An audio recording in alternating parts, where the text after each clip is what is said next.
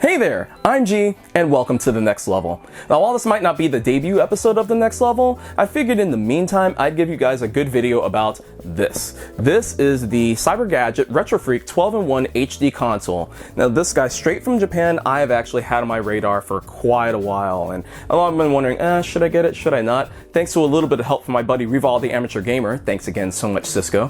For my birthday, I was able to get this guy in my grasp, and I was originally going to do an unboxing video on YouTube, but due to some requests over Twitter, I decided to make a full-on review and unboxing video of it. So we're going to take a look at all the goodies that are inside, play a couple of games, I'll give you my final thoughts, and then afterwards, I figured it's due time for a channel update. Because it's been about a couple of months since I've done my original trailer for this channel, I figured I'd let you all know what's up and let you know what's coming. So without further ado, let's do it to it. Alright, so here's the RetroFreak box, and I want to say right away that I absolutely love the design of this box. CyberGadget did a wonderful job making it very eye-pleasing, very eye-catching, shows the console, everything that comes with it, and just take a look at the CyberGadget mascot. I mean, he's so cute. It actually fits right along with the 8-bit retro look and feel that everything is going for on this box display, and everything is in Japanese, but you don't have to worry about that because once you actually start the console, it does give you the option of switching it to your preferred language. So even though this might all be in Japanese, it's very easy to navigate through the console, which you'll definitely see once we actually start playing it. So now that you've actually seen what the box looks like on the outside, let's take a look at what's on the inside. So let's go ahead and crack this bad boy open. And then right as you open the box, you actually see the warranty card and an advertisement sheet that actually shows you what other additional accessories you can get from CyberGadget for the RetroFreaks. But then on the other side, it actually is an ad for their Game Gear Master System or Sega Mark III adapter. Now, when this was first announced, they touted it like it was just going to be just for the RetroFreak and there was no other option, and it was the main reason to buy a RetroFreak. Until Hyperkin actually came out with their own Retron 5 3-in-1 adapter, which does work with the RetroFreak when you actually put the latest firmware on it, which is quite awesome because the CyberGadget ones are a little bit tougher to get, they're a little tiny bit pricier, so once you actually update this guy, which you should anyway, once it actually is updated, this actually works perfectly with it. If you really want to see this guy in action, my buddy Tyler over at iRetroGamer actually has a video showing that, hey, this adapter does work with the RetroFreak, so you can definitely check that out as well as what I'm going to show you later on in the video. So let's dig a little deeper.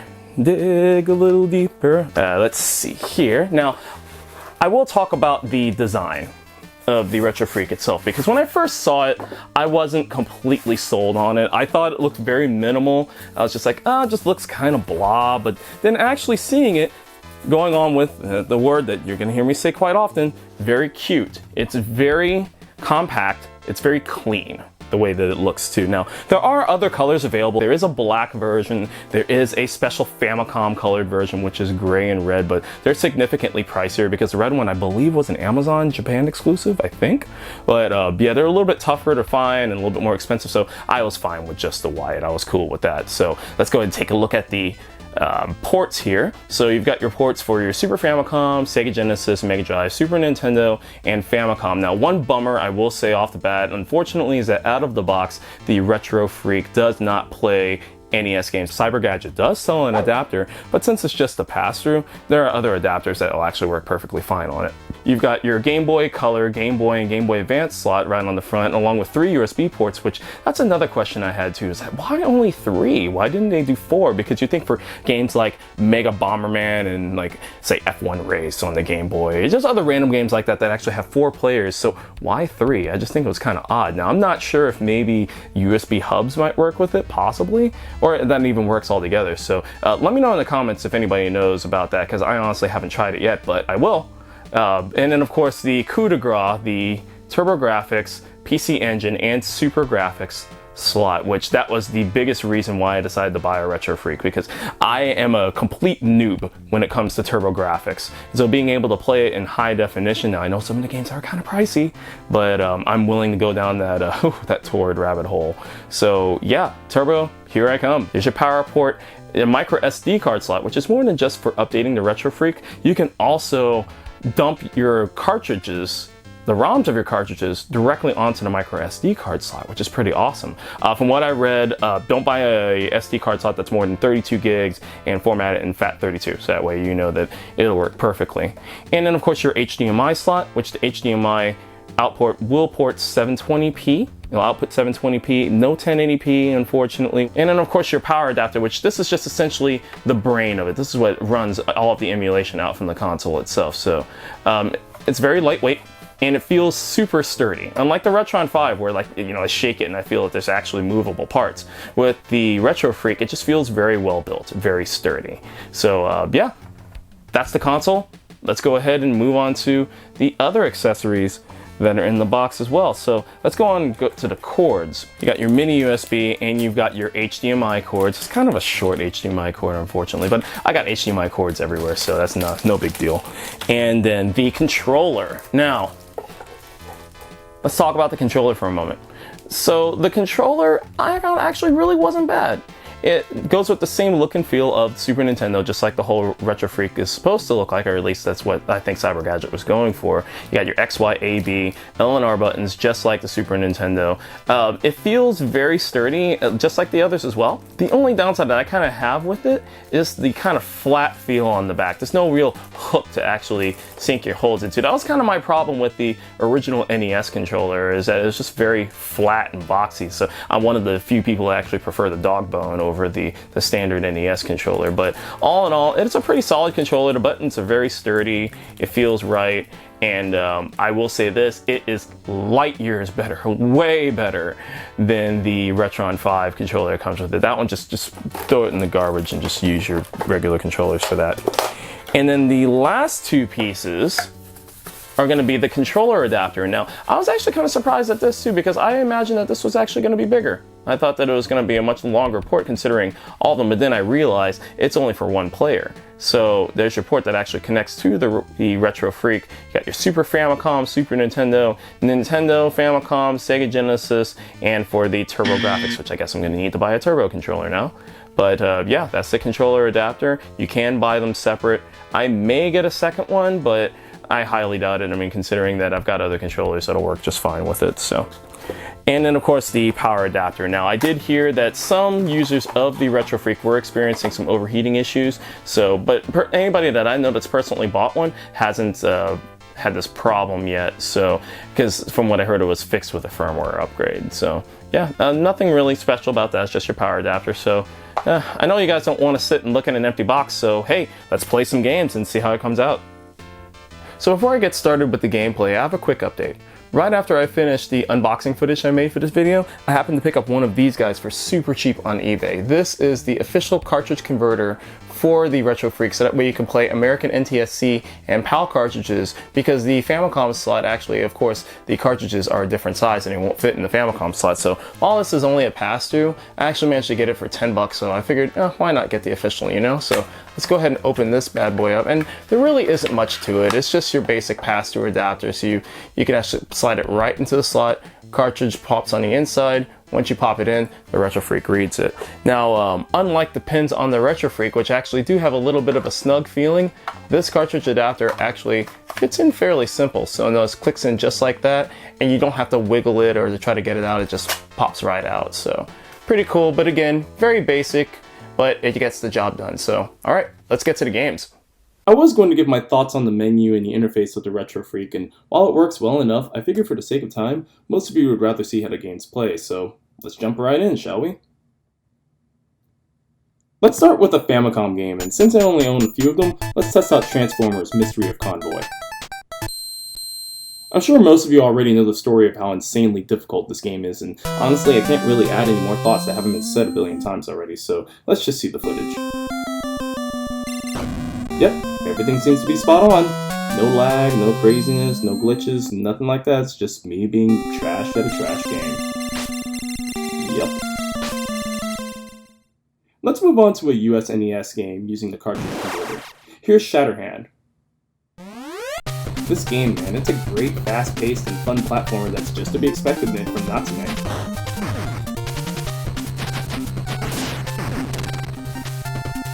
All in all, everything seems accurate to me. The colors look great, the sound isn't off-pitch like many other clone consoles. So far, so good. Alright, let's switch it up a little bit. Let's try a European PAL NES import. Bet a lot of you didn't know that Aladdin existed on the NES, did you? Well, neither did I until Retropalooza earlier this year. And, well, let's just say it was better off staying overseas.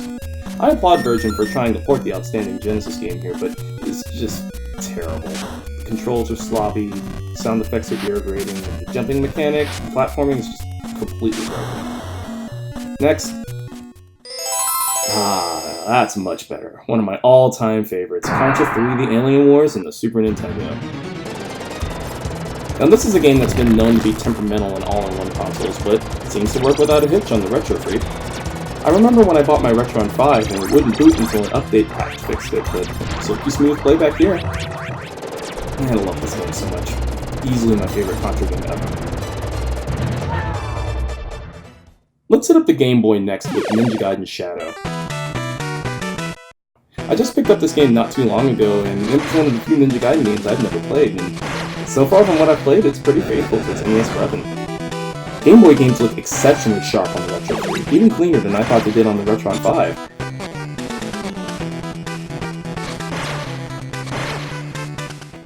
Now for a beautiful skin on an absolute classic. Here's Super Mario Bros. 3 on the Game Boy Advance, also known as Super Mario Advance 4. Again, not really much to add here, except that the playback is pretty much perfect. The colors just pop, and I really like the remastered versions of the song from my favorite NES game of all time. And of course you can back up your game saves from your cart to the Retro Freak and vice versa, which can really come in handy for games like Pokemon or Zelda.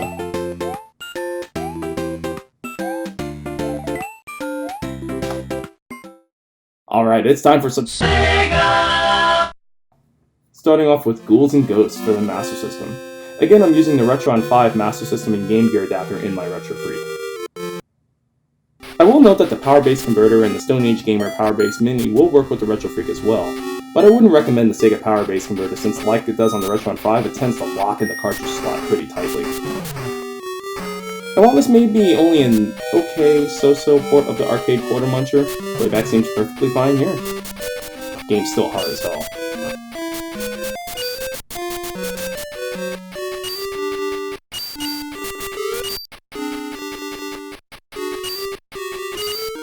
Alright, let's get brave with Gunstar Heroes on the Game Gear. Such a damn shame that this port never left Japan, because it plays surprisingly well here. I was worried that Game Gear games would be tough to play on the big screen given the nature of the portable screen and how games sometimes felt zoomed in, but they seem to play great on the Retro Freak using the adapter. Man, look at all this craziness you see here, and it's just wonderful. On a side note, if you can find a copy of this game, I highly recommend it. Go get it. Well, I tested a Mario game, so I can't leave good old Sonic out of this, so here's Sonic 2.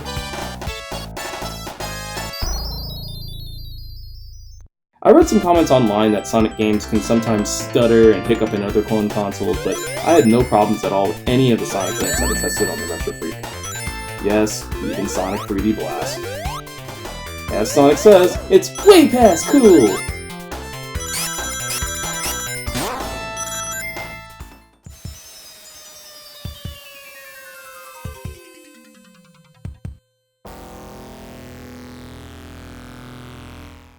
Virtua Racing is another game that not only has issues in clone consoles, but even in official Sega hardware to boot, such as the 32X and the Genesis Model 3 that won't even boot the game at all. It didn't even work on the Retron 5 either, and I'm assuming it has something to do with the SVP chip in the cartridge. However, in the Retro Freak, it works. The original Virtua Racing can only hold up so well by today's standards, but it's nice to see it on my TV in HD. However, I did notice the Retro Freak started to get really hot fairly quickly while I was playing the game off the cart, but after I dumped the ROM on the SD card, the console stayed cool. Just like this game. Still cool after all these years. I mean, we're getting a new Daytona USA, so I mean, maybe Sega? Maybe new Virtua Racing? No? Okay then. Let's try out an import Mega Drive game next with Golden Axe 3. To be honest here, folks, I've never been a giant fan of Golden Axe. Even as a kid, I just preferred Streets of Rage or Final Fight. The games just don't hold up well for me, but I will say that I like Golden Axe 3 the most out of the trilogy, mainly because of the badass Panther Man. so cool. In the Retro Freak, again, no complaints. I didn't need to change regions or anything like that in the options, as some Mega Drive games and Genesis games are region locked, but the Retro Freak automatically will change into the region for you by default. Now for something weird. Here's a hacker, well, bootleg, whatever, of Rockman X3 or Mega Man X3 for the Genesis. I got this game randomly on eBay a few years ago, and while I commend whoever paid this for this effort, it just doesn't work. It sure looks pretty, but the controls don't work at all. This is not the Retro Freak glitching out here, folks. This game is naturally this buggy. It did trip me out that the Retro Freak's menu actually recognized the cart as Rockman X3 and not as one of those unnamed games or unknown games that other reproduction bootleg carts can do in these consoles. It's still fascinating to look at though, but hell, it's no Wily Wars, which by the way plays perfectly. And now to close this test out with a few TurboGrafx games. Here's the infamous China Warrior, also known as the Kung Fu. This game. Let's just say it's a guilty pleasure of mine. Yes, it's utterly basic, it's repetitive as hell, and just plain dumb at times, but I can't help but not be able to put it down once I start playing it. I mean, just look at it. It still is a hell of a looker even today. On the Retro Freak, it plays like an absolute champ.